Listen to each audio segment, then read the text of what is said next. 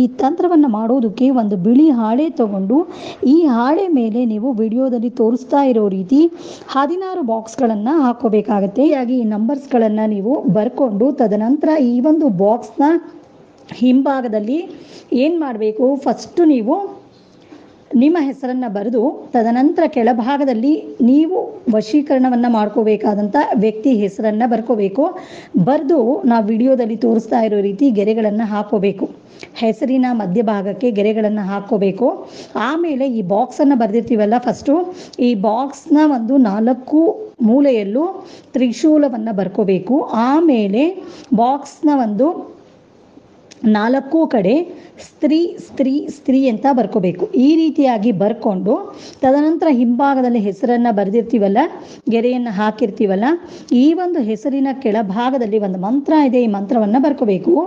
ಓಂ cream ಶ್ರೀಂ ವಶೀಕರಣ ಫಟ್ ಸ್ವಾಹ ಅಂತ ಈ ರೀತಿಯಾಗಿ ಈ ಮಂತ್ರಗಳನ್ನು ಬರ್ಕೊಂಡು ಏನು ಮಾಡಬೇಕಂದ್ರೆ, ಈ ಹೆಸರಿನ ಮೇಲೆ ಮಂತ್ರದ ಮೇಲೆ 3 ಬಾರಿ ಅರಿಶಿಣವನ್ನು ಹಾಕ್ತಾ ಈ ಮಂತ್ರವನ್ನು 3 ಬಾರಿ ಹೇಳಬೇಕು.